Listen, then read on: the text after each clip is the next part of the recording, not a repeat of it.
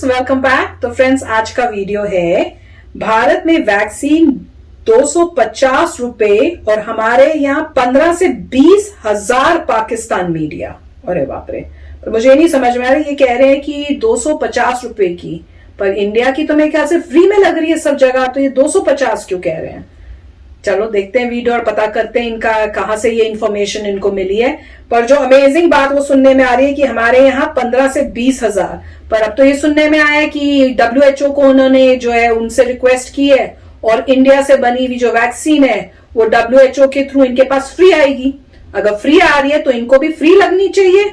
तो अब तो ये वीडियो देख के ही पता चलेगा क्या चल रहा है भाई। तो फ्रेंड्स, वीडियो शुरू करते हैं। पर वीडियो शुरू करने से पहले अगर आप चैनल पर नए हो और आपने अभी तक सब्सक्राइब नहीं किया है तो जल्दी से पहले सब्सक्राइब के बटन और बेल आइकन को क्लिक कर लो ताकि आपको हमारे सारे न्यू वीडियोस के नोटिफिकेशन मिल जाएं जैसे हम अपलोड करें। अगर आपको वीडियो पसंद आता है please like and share. And yes friends, हमारा दूसरा चैनल, ट्विटर, इंस्टाग्राम अकाउंट, सबके डिटेल्स है डिस्क्रिप्शन बॉक्स में, तो उनको भी सब्सक्राइब और फॉलो कर लेना। चलिए शुरू करते हैं। जय हिंद दोस्तों, a very warm welcome to Hindustan special channel. Pakistan ना तो खुद वैक्सीन बनाने के काबिल है और जो वैक्सीन बाहर से पाकिस्तान में आ रही है उसकी कीमत जानकर पाकिस्तानी मीडिया दंग रह गया है। और साथ ही पाकिस्तानी मीडिया ये भी बता रहा है कि भारत में जो वैक्सीन लग रही है उसकी कीमत बहुत ही कम है।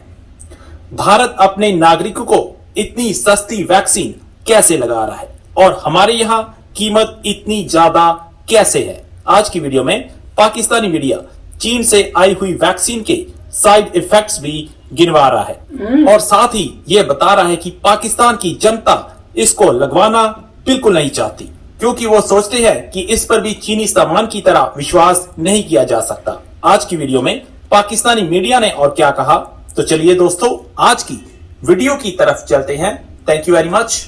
डॉक्टर नौशीन हामिद साहब है, प्राइवेट सेक्टर कब तक जो है वो वैक्सीन रोल आउट करना शुरू कर देगा? क्योंकि कल से सोशल मीडिया पे कुछ बातें जो है वो गर्दिश कर रही हैं कि इंडियन रुपीज 250 में ऑस्ट्राजेनेका जो है वो वहां पे लगाई जा रही है एक शख्स को रख के। पाकिस्तान में जो कीमत है एक और वैक्सीन की वो नाकाबिले, जिसे कहते हैं ना, एक अफोर्ड नहीं हो सकती, बहुत ज्यादा कीमत है। तो इस हवाले से क्या सदाकत है इन खबरों में और क्या इकदाम है जो कि हुकूमत मजीद ले रही है कि प्राइवेट सेक्टर से भी लोगों को मिलना शुरू हो जाए वैक्सीन? देखिए, प्राइवेट सेक्टर को गवर्नमेंट जितना फैसिलिटेट कर सकती थी इन टर्म्स के जो फॉर्मेलिटीज होती हैं ड्रैप की या जो इंपोर्ट के लिए जितनी भी चीजें होती हैं उनको गवर्नमेंट ने बहुत ज्यादा उनको फैसिलिटेट किया। और जहां तक प्राइसिंग का है, प्राइसिंग के लिए एक मैकेनिज्म हम कोशिश कर रहे हैं कि बाहर से प्राइसेस वगैरह इनकी मंगवा रहे हैं ताकि उसकी रोशनी में कोई पॉलिसी बनाई जाए और फिर कैप लगाई जाए इसके ऊपर कि इस लिमिट से ज्यादा जो है वो वैक्सीन की प्राइस नहीं होगी। बिल्कुल ठीक है डॉक्टर नौशीन हामिद साहिबा। ये जो मीडिया की बात करें उसकी वजह ये है कि ऑस्ट्राजेनेका उन्होंने वहां से लाइसेंस लेके खुद लोकली इसको वहां पे मैन्युफैक्चर किया, जिसकी वजह से अगर वो इंडियन 250 रुपीज में लगा रहे हैं जो कि सोशल मीडिया के खिलाफ है, जाहिर है इसके बारे में वो सदका हम इस तरह से नहीं कह सकते, लेकिन इट्स ट्रू। तो इसका मतलब ये है कि हमें भी बहुत जल्दी अपनी इस एडवांसमेंट पे जाना होगा कि हम भी इस तरह से वैक्सीन खुद बना सके ताकि अपने लोगों को अफोर्डेबल प्राइसेस पे दे भी सके। दूसरा आपसे जो हम पूछना चाह रही हूँ डॉक्टर महमूद, ये बताइएगा कि बाकी ममालिक ने हर्ड इम्यूनिटी की बात की, हमने देखा वैक्सीन नेशनलिज्म की बात हुई, लोगों ने भाग भाग के अपने लिए प्रोक्योर की,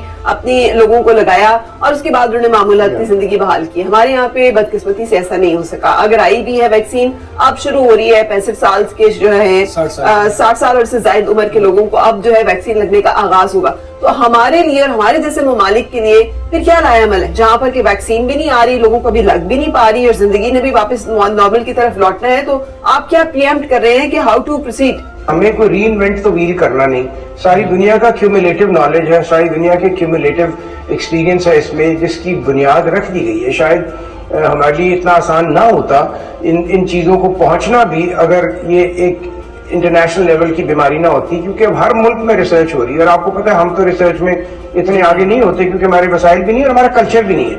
मैं हमेशा कहता हूँ वसाइल का एक हम नाम लेते हैं, हमारा कल्चर नहीं है किसी चीज को सस्टेन्ड लेवल पे चलाना। और ये अनफॉर्चुनेटली हमारी एक बहुत बड़ी कोताही है कि हम किसी प्रोग्राम को सस्टेनेबिलिटी अचीव नहीं कर सकते। तो वही अब देखने में आ रहा है कि हमारी कोई चीज सस्टेन नहीं हो रही। आपका ये पॉइंट बिल्कुल ठीक है कि हम जैसे ममालिक जहां पर जो अपनी वैक्सीन खुद नहीं बना रहे तो वैक्सीन के लिए मोहताज होंगे, वैक्सीन की अवेलेबिलिटी लिमिटेड होगी। जब आप प्राइवेट सेक्टर को इंपोर्ट की भी इजाजत देंगे तो एक सर्टेन सेगमेंट ऑफ सोसाइटी ही उससे फायदा उठा सकेगी। जहाँ 15-20 हजार रुपए की वैक्सीन और घर में अगर 6 लोग हों तो कितने लोग हैं जो 1 लाख रुपए की वैक्सीन लगवा सकेंगे। तो आवाम के लिए तो वैक्सीन प्राइवेट इंपोर्ट होने कोई खुशखबरी की बात नहीं है। ये चंद लोगों के लिए होगा जो अफोर्ड कर सकते हैं। एक हाउस होल्ड मैंने आपको बताया तकरीबन 80,000 से 1 लाख रुपए में वैक्सीनेट होगा, तो कितने लोग हैं ये कर सकते हैं। ठीक है, अहम मामला है कि केसेस फिर से ज्यादा हो रहे हैं। अब हम लोगों ने मजीद मोहतात होना है और हम कुछ नहीं कर सकते। हमने इंतजार करना है, एक तो वैक्सीन का वैक्सीन आए तो फिर हम वो वैक्सीन लगवाएं, लेकिन तब तक हम सिर्फ एहतियात कर सकते हैं। गैलेप के एक सर्वे के मुताबिक 49% पाकिस्तानी कोविड-19 के खिलाफ वैक्सीन लगवाने के हक में नहीं है। सर्वे में शामिल अफराद ने इस ख्याल का इजहार भी किया है कि कोरोना वायरस के खतरे को बढ़ा चढ़ाकर जो है वो पेश किया जा रहा है। लोगों में वो शऊर नहीं है इस वैक्सीनेशन के हवाले से, या अवाम लोगों को वो आगाही शायद देने में नाकाम रही है कि लोग इसकी अफादियत को समझने से कासिर है और नहीं लगवाना चाहती है अवाम की एक बहुत बड़ी तादाद वैक्सीनेशन को। बताइएगा कि वैक्सीनेशन के हवाले से लोग सेटिस्फाइड क्यों नहीं है, मुतमईन नहीं है। बहुत बड़ी एक तादाद है जो वैक्सीनेशन लगवाना नहीं चाहती है। क्या कोई प्रोपेगेंडा चल रहा है, कोई साजिश करने की कोशिश की जा रही है कि लोगों में इतनी ज्यादा नेगेटिविटी फैल चुकी है इसके साइड इफेक्ट्स को लेकर? मैंने भी किसी से पूछा कि जो बुजुर्ग लोग हैं उनके लिए अब रजिस्ट्रेशन करवानी शुरू कर देनी चाहिए, तो 2-3 जगह से बड़ा नेगेटिव रिस्पांस मिला कि बिल्कुल ये करवानी चाहिए। तो इस बारे में जरा बताइएगा कि आप लोग, हुकूमत लोगों को वो शऊर नहीं दे सकी है, आगाही नहीं दे सकी है कि इस वैक्सीनेशन का कोई नुकसान नहीं है, इसकी अफादियत के बारे में आप लोगों को सही तरह पैगाम पहुंचा नहीं पाए कि इतनी नेगेटिविटी है लोगों के दिलों में, जहनों में वैक्सीनेशन के हवाले से?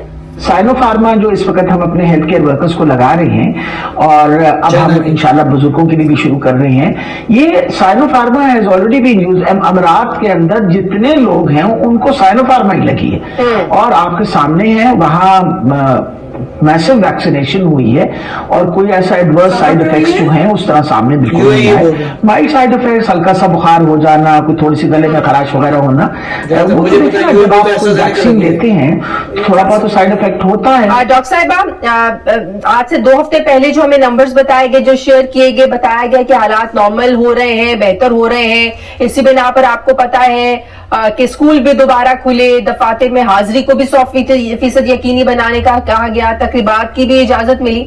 लेकिन ये 2 हफ्ते के अंदर अचानक केसेस बढ़ना शुरू हो गए हैं। डॉक्टर साहब, क्या वजह है? ये तीसरी लहर कितनी डेंजरस हो सकती है?